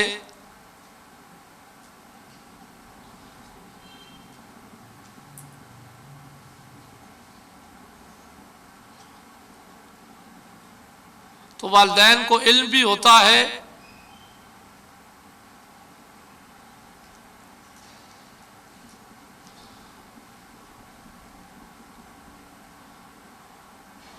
اور وہ خوش ہو کر اولاد کے لیے دعا بھی کرتے ہیں۔ اس پر یہ بھی دلیل ہے، یہ مسئلہ بھی، کہ آج بھی شرعی مسئلہ یہ ہے کہ اگر کسی بندے نے اپنے دنیا کی زندگی کے اندر اپنے والدین کو ناراض کر کے اس دنیا سے بھیج دیا، والدین اس کے ناراض ہیں، مرتے ہوئے بھی اس سے ناراض تھے، اب اگر والدین ناراض ہیں تو اللہ تو راضی ہوتا نہیں ہے۔ بندے کے کوئی نوافل فرائض اللہ کی بارگاہ میں قبول ہی نہیں ہوتے اگر کسی کے والدین اس سے ناراض ہیں۔ اللہ کی رضا والدین کی رضا میں، یہ تو حدیث ہے نا کہ بندے کے اس وقت تک نوافل فرائض کوئی بھی عبادت قبول نہیں ہوتی جب تک اللہ تبارک و تعالیٰ اس بندہ اپنے والدین کو راضی نہ کر لے، اللہ اس سے راضی نہیں ہوتا۔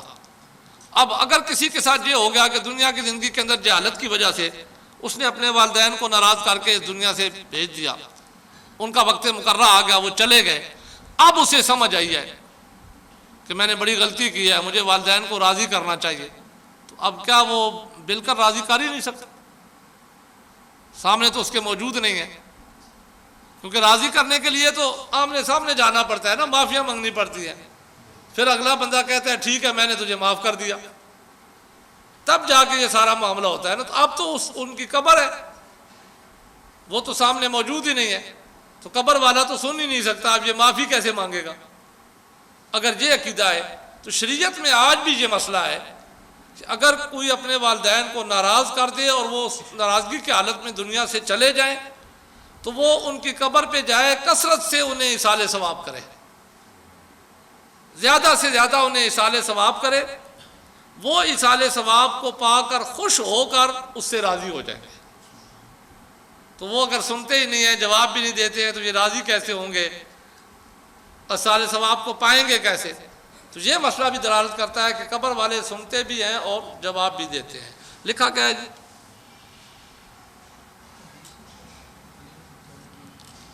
آخری والدین اس کے لیے دعا بھی کرتے ہیں۔ حدیث نمبر دلیل نمبر 3 جی، دلیل نمبر 3، یہ ایک دن پہلے بھی میں آپ کو حدیث سنا چکا ہوں، غزوہ بدر والی، مسلم شریف کتاب الجہاد باب غزوہ بدر، بڑے واقعات ہیں باب غزوہ بدر کے، اور سارے غزوہ بدر کے واقعات اہل سنت و جماعت کے عقائد کی ترجمانی کرتے ہیں، ایک سے لے کر ایک تک آپ جائیں تو ہر واقعے میں اہل سنت و جماعت کے عقیدوں کی ترجمانی ہے۔ بدر کے میدان میں جو لڑائی ہوئی تھی، کفر اسلام کے درمیان پہلا مارکا، مسلمانوں کو فتح ہوئی تھی، کافروں کو شکست ہوئی تھی، تو اسی غزوہ بدر کے حالات میں ایک یہ ہے کہ جب حضور علیہ السلام میدان بدر میں لڑائی ختم ہو گئی، مسلمانوں کو فتح ہو گئی، کافروں کو شکست ہو گئی، اس کے بعد حضور علیہ السلام نے ان کے لاشیں اٹھوائے بدر کے میدان سے، جو 70 کے قریب تھے، ان کو آپ نے کلیب بدر میں اب بھی وہ کنواں موجود ہے، بدر کے میدان. ایک بات مزے کی یہ ہے کہ بدر کا میدان آج بھی اسی حالت میں ہے. یہ زیارتوں میں سے ایک عام زیارت ہے کہ جو بندے کو اسی حالت میں نظر آئے گی. اگرچہ وہاں پہ جو حضور علیہ السلام کا جس جگہ چھپر بنایا گیا تھا نا، اس جگہ انہوں نے مسجد بنا دیا کہ وہ بند ہی رہتی ہے، اندر تو کسی کو توفیق نہیں ہوتی اندر جانے کی، اس کو بھی بند ہی رکھتے ہیں. پہلے تو خیر وہاں پہ ستھرائی کے لیے، صفائی کے لیے، وضو کے لیے طہارت خانے ہی موجود نہیں تھے. اب مسجد تو اس وقت بھی بنی ہوئی تھی لیکن طہارت خانے نہیں تھے. وہ اس وجہ سے کہ کوئی وضو کر کے یہاں 2 رکعت نماز نفل تحیت المسجد نہ پڑھ لے. تو جتنے بھی جایا کرتے تھے وہ آج بھی باہر ہی پڑھتے ہیں. اب ہاں نماز کے وقت وہ کھولتے ہوں تو مجھے نہیں پتا، ورنہ نماز کے وقت سے ہٹ کر تو جتنے بھی وہاں پہ زائرین جاتے ہیں وہ سارے باہر ہی تحیت المسجد پڑھتے ہیں. وضو کے بغیر پڑھتے ہیں یا وضو کر کے جاتے ہیں، یہ علیحدہ بات ہے، ان کا معاملہ ہے، ان کے رب کا معاملہ ہے. لیکن وہاں وضو کے لیے کوئی چیز نہیں ہے، کوئی طہارت خانے نہیں ہے. تو اچھا، اس جگہ پہ حضور علیہ السلام کا جس جگہ پہ چھپر بنایا گیا تھا، چھپر کو عربی میں کہتے ہیں عریش. تو اس عریش کی جگہ انہوں نے مسجد بنا دی، اس کا نام مسجد عریشہ رکھ دیا. اب وہ مسجد عریشہ ہے بدر کے میدان میں. اس سے نیچے آپ دیکھیں نا تو بدر کا میدان اسی طرح ریت ہے. وہ کھجور کے کچھ وہاں پہ پڑے ہوئے ہیں، کھجور کے درختوں کے تنے وغیرہ پڑے ہوئے ہوتے ہیں. تو اسی حالت میں ہے.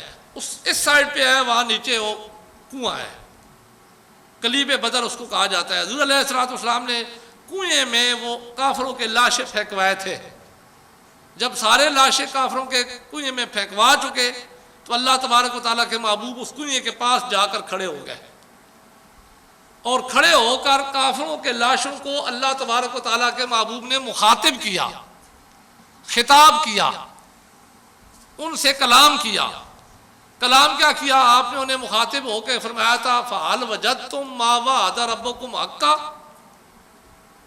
کیونکہ وہ بتوں کی پوجا کرتے تھے نا، شیطان کے کہنے پہ آئے تھے نا، شیطان کے کہنے پہ آئے تھے نا کہ تھوڑے سے ہیں، جا کے اب ختم کر دو گے، میں تمہارے ساتھ ہوں، انی معاکم. قرآن کہتا ہے نا شیطان نے کہا تھا میں تمہارے ساتھ ہوں، اب جاؤ انہیں ختم کر دو تو یہ سلسلہ ہی ختم ہو جائے گا.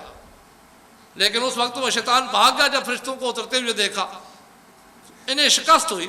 تو حضور علیہ السلام کو قرآن مجید میں اللہ تبارک و تعالیٰ اس وعدے کا بھی تذکرہ کرتے ہیں، اذ یعدکم اللہ احدی الطائفتین انہا لکم تودون وان غیر ذات الشوکۃ تکون لکم. اللہ تبارک و تعالیٰ فرماتے ہیں کہ محبوب رب تم سے وعدہ کرتا ہے کہ 2 جماعتوں میں سے ایک تمہیں ملے گی. لیکن یہ جو جن کے ایمان ابھی پختہ نہیں ہے نا، وہ کہتے ہیں کہ بغیر کانٹا چبھے ہمیں سب کچھ مل جائے. جیسے طالب علم کہتے ہیں نا بغیر کانٹا چبھے ہمیں قرآن مجید یاد ہو جائے، علم حاصل ہو جائے. ہم سوئے رہے ہیں علم آ جائے. وہ حالت دیکھو، یہ بھی بغیر کانٹا چبھنے والی ایمان لے رہے ہیں. سونے کی حالت میں یا کھانے کی حالت میں انہیں سب کچھ مل جائے، کوئی محنت نہ کرنی پڑے. اس طرح تو نہیں ہوتا. اللہ تبارک و تعالیٰ فرماتے ہیں محبوب آپ لے کے جائیں اپنی جماعت کو، اگرچہ آپ تھوڑے ہیں لیکن لے کے جائیں. 2 باتوں میں سے ایک آپ کو ملے گی، یا تو وہ جو ان کا لشکر آ رہا ہے نا اس کا مال غنیمت تمہیں مل جائے گا اگر انہوں نے جنگ نہ کی. جناب ابو سفیان کی قیادت میں لشکر بھی تو آ رہا تھا نا، وہ لشکر آپ کو فتح مل جائے گی، مال غنیمت جو ان کے پاس مال ہوگا وہ مال غنیمت مل جائے گی. لیکن اگر وہ جنگ کرتے ہیں تو تب بھی فتح آپ کو مل جائے گی. دونوں میں سے ایک ہوگی. اب یہ بات حضور علیہ السلام کافروں کے لاشوں کے سامنے فرما رہے تھے. آپ نے انہیں فرمایا فَهَلْ وَجَدْتُمْ مَا وَعَدَ رَبُّكُمْ حَقًّا. کیا جو تم سے شیطان نے وعدہ کیا تھا تم نے حق پایا؟ ہم نے تو حق پایا جو ہمارے رب نے ہم سے وعدہ کیا تھا، ہمیں تو وہ چیز مل گئی. تو جب یہ حضور علیہ السلام نے کلام کیا تو حضرت عمر فاروق رضی اللہ عنہ عرض کرنے لگے اللہ کے نبی یہ آپ سے کس طرح کلام کریں؟ اجسادہم لا ارواحہم، یہ تو صرف جسم ہی جسم ہے، روح تو ہے نہیں. یہ کس طرح آپ سے کلام کریں؟ آپ کی بات کا کس طرح جواب دیں؟ یہ تو مردہ ہے، یہ تو ان کی روحیں نکل چکی ہیں، یہ صرف جسم ہی جسم پڑے ہیں، روحیں تو اب ان کی ہے کوئی نہیں. تو یہ جواب کیسے دیں؟ آپ کی بات کو سنتے نہیں ہیں، جواب نہیں دے سکتے، طاقت نہیں ہے ان کے اندر. تو حضور علیہ السلام نے اس موقع پہ فرمایا عمر تم سے زیادہ سنتے ہیں کیا مطلب؟ تم سے زیادہ سنتے ہیں. جو ظاہری زندگی کے اندر تمہیں رب نے سننے کی طاقت دی ہے، اس سے زیادہ اس زندگی میں اللہ نے انہیں سننے کی طاقت دی ہے. لیکن تم ان کے جواب کو نہیں سمجھ سکتے. یہ نہیں کہا کہ جواب بھی نہیں دیتے ہیں، یہ فرمایا کہ تم ان کے جواب کو نہیں سمجھ سکتے. تو اس سے پتہ چلا کہ مردے سنتے بھی ہیں اور جواب بھی دیتے ہیں، لیکن زندے ان کے جواب کو سمجھ نہیں سکتے. اب یہ دلیل نمبر 3 نوٹ کر لیں. ہاں جی دلیل جی لکھیں جی. مسلم شریف کتاب الجہاد باب و غزوہ بدر.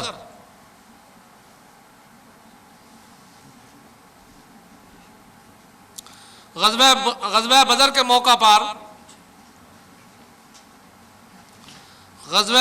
موقع پر جب کفار قتل ہوئے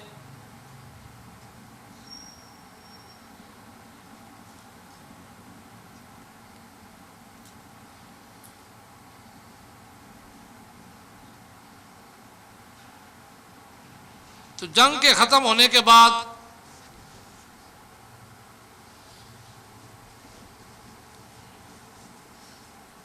غزوہ بدر کے موقع پر جب کفار قتل ہوئے تو جنگ کے ختم ہونے کے بعد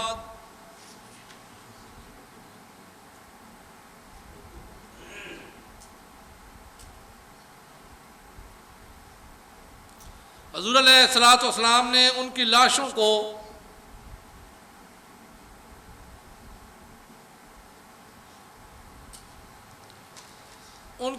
کو ایک کنویں میں پھینکوایا.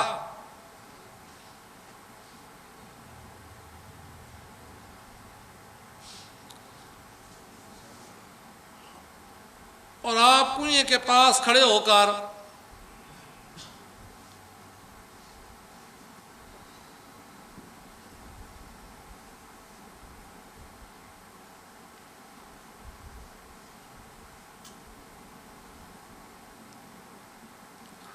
ان کی لاشوں کو مخاطب کر کے فرمانے لگے. آپ کنویں کے پاس کھڑے ہو کر ان کی لاشوں کو مخاطب کر کے فرمانے لگے کہ اے مشرکو، کیا تم نے اپنے رب کے وعدے کو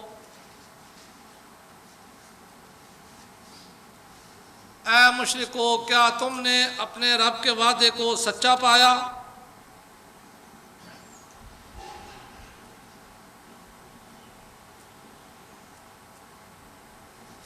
ہم نے تو اپنے رب کے وعدے کو سچا پایا.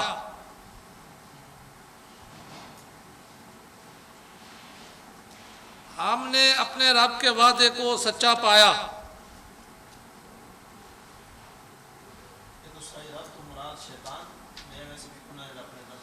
جس نے عبادت کریں جنہاں انہاں سارا کچھ پایا نا،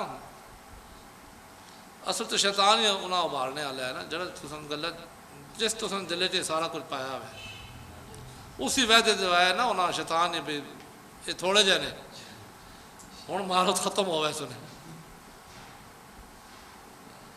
تو حضرت فاروق اعظم رضی اللہ تعالیٰ عنہ نے عرض کی، حضرت عمر فاروق رضی اللہ تعالیٰ عنہ نے عرض کی، یا رسول اللہ صلی اللہ علیہ وآلہ وسلم، صرف جسم ہے، ان کے اندر روحیں نہیں ہیں.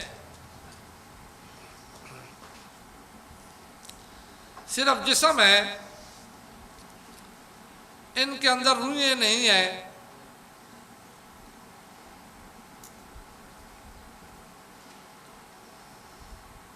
آپ ان سے کلام کر رہے ہیں جو سن نہیں سکتے.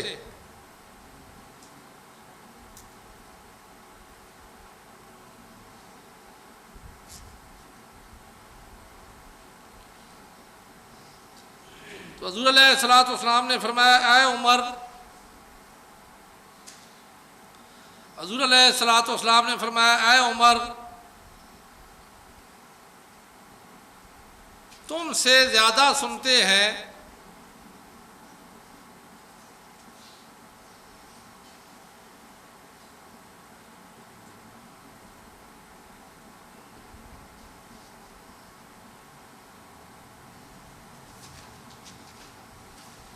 لیکن تم ان کے جواب کو سمجھ نہیں سکتے. تم ان کے جواب کو سمجھ نہیں سکتے۔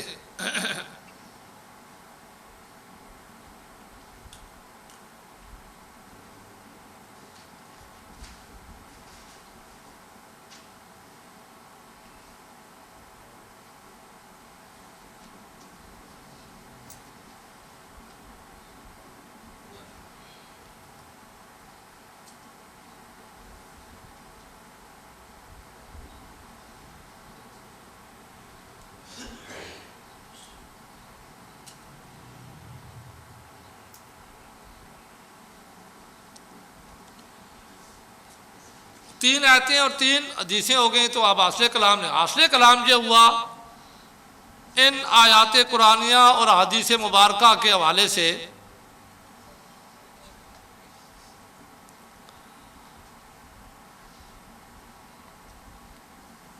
حاصل کلام یہ ہوا ان آیات قرآنیہ اور حدیث مبارکہ کے حوالے سے کہ میت کو جب قبر میں رکھا جاتا ہے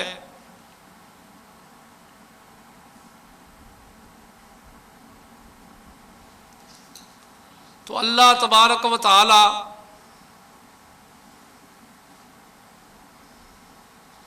میت کو یہ طاقت دیتے ہیں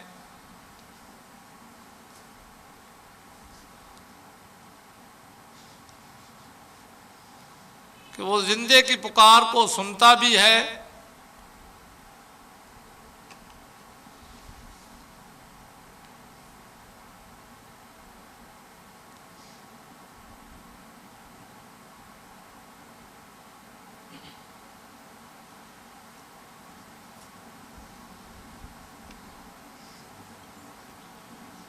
اور جواب بھی دیتا ہے۔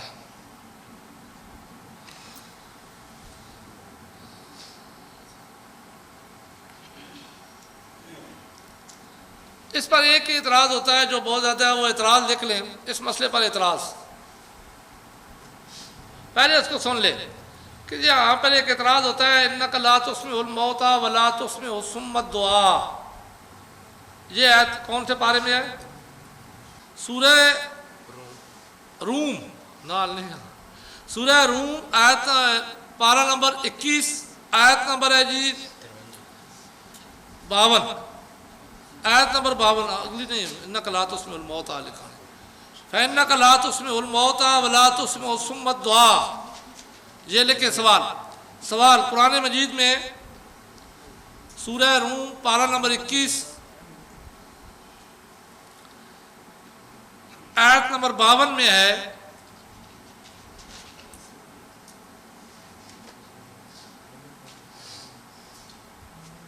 آیت نمبر 52 میں ہے کہ اللہ تعالیٰ فرماتے ہیں آپ مردوں کو نہیں سنا سکتے، فَإِنَّكَ لَا تُسْمِعُ الْمَوْتَى، آپ مردوں کو نہیں سنا سکتے۔ یہ ہو رہا ہے انک لا تسمع الموتى ولا تسمع الصم الدعاء اذا ولوا مدبرین، فانک لا تسمع۔ جیسے یہ سورہ نمل کی بھی آیت ہے جی، چلو اچھا ہو گیا، دو قرآن مجید میں آتا ہے ایک جگہ چاہ اعتراض ایک ہی ہونا نا، چاہے وہ پڑھوں جائے پڑھوں گا دیکھ کیسے کہنے گا لکھ ہے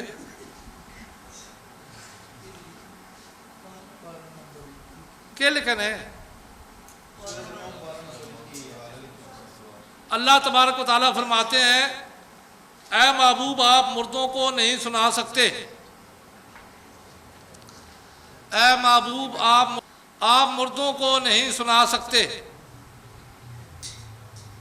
ثابت ہوا کہ قبر والے نہ سنتے ہیں نہ جواب دے سکتے ہیں،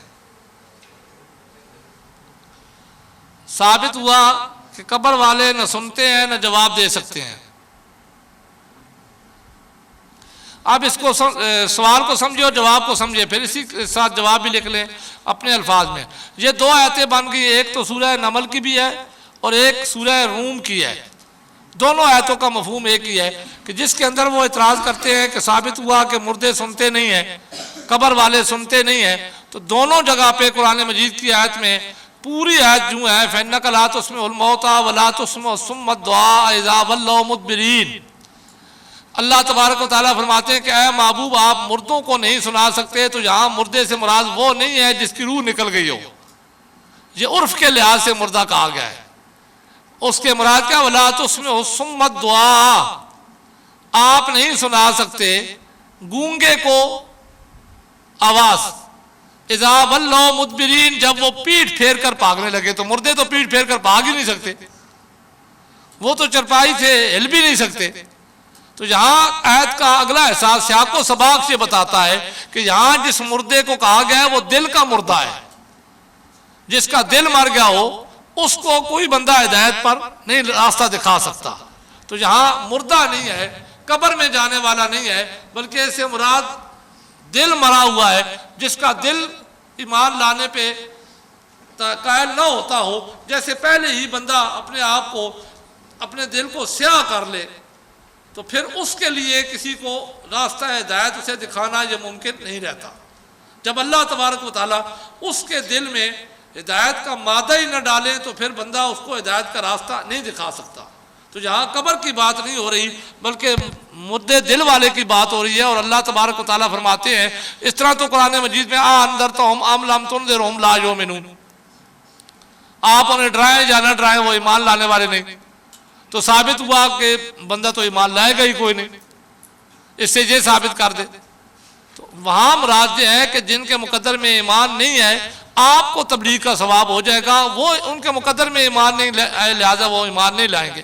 تو یہاں پہ بھی مراد یہ ہے کہ جن کے دل مردہ ہو چکے ہیں وہ جب آپ بات کرتے ہیں تو وہ پیٹھ پھیر کر بھاگتے ہیں، وہ آپ کی بات کی طرف توجہ ہی نہیں دیتے، تو لہٰذا ان کو آپ نہیں سنا سکتے۔ تو یہاں مردے کی بات نہیں ہو رہی۔ اب اس کا جواب، سوال لکھ لیا، جواب جی۔ اس آیت مقدسہ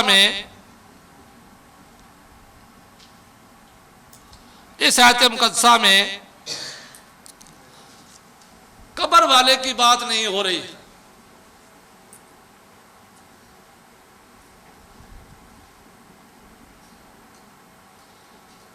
کیونکہ قبر والے کو کوئی پکارے تو وہ اٹھ کر بھاگ نہیں سکتا۔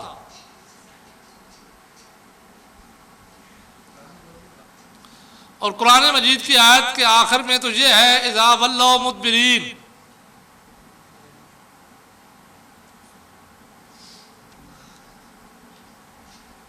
قرآن مجید کی آیت کے آخر میں یہ ہے اِذَا وَلَّوْا مُدْبِرِينَ، جب وہ پیٹھ پھیر کر بھاگیں۔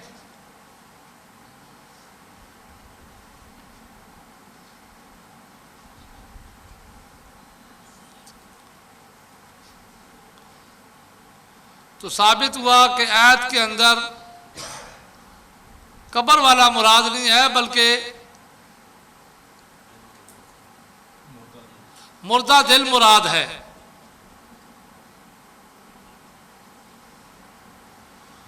بلکہ مردہ دل مراد ہے۔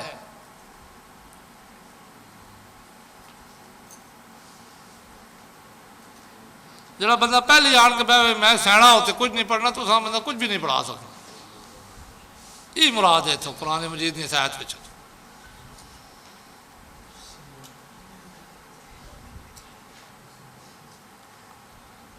یہ ایک ہی سوال ہوتا ہے دونوں آیتوں کے ساتھ، کبھی وہ آیت کبھی یہ آیت پڑھ دیتے ہیں، اس میں اور کوئی اعتراض ہے نہیں جو میں آپ کو لکھاؤں۔ تو اب یہ مسئلہ مکمل ہوا۔ آج کا دوسرا مسئلہ جی،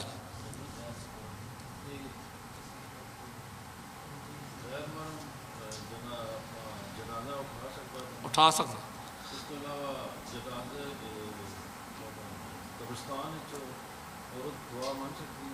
پردے میں رہ کے آپ نے مار ہمارے قبر سے جا کے دعا مانگ سکتے ہیں، لگنو تو سلام تو عورت بھی کر سکتی ہے، جس طرح سلام کرنے کا حکم ہے وہ تو عورت واسطے بھی حکم ہے۔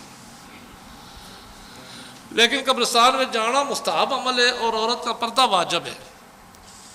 اگر عورت پردہ توڑ کے قبر جب ایسی تھی پھر وہ واجب توڑ کے مستحب کام کر رہی، جس کی وجہ نہ ویسے ثواب نہیں بلکہ ویسے گناہ سے۔ جس طرح میلاد منانا مستحب ہے لیکن عورت نے آواز نہ پردہ بھی ہے۔ اگر عورت میلاد مناوے، نعت پڑھے یا تلاوت کرے یا کوئی بھی اچھی آواز ہے جس سے اس نے آواز غیر محرم سنے، پھر بجائے ثواب میں اس واسطے گناہ ہے۔ عورتوں وچ اس نے آواز رہنی چاہیے۔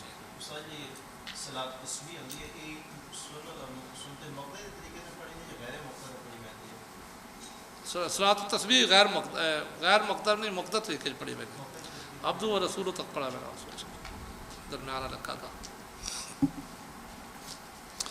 اس وقت حضور علیہ السلام نے قول کے مطابق قول ہی ہے نا، حضور علیہ السلام فرمایا کہ اگر ہر روز پڑھو، ہر روز نہیں پڑھ سکتے ہو تو پھر ہر ہفتے پڑھو، ہر ہفتے نہیں پڑھ سکتے ہو تو پھر ہر مہینے پڑھو، ہر مہینے نہیں پڑھ سکتے ہو تو پھر ہر سال پڑھو، وہ بھی نہیں تو زندگی ایک دفعہ پڑھو۔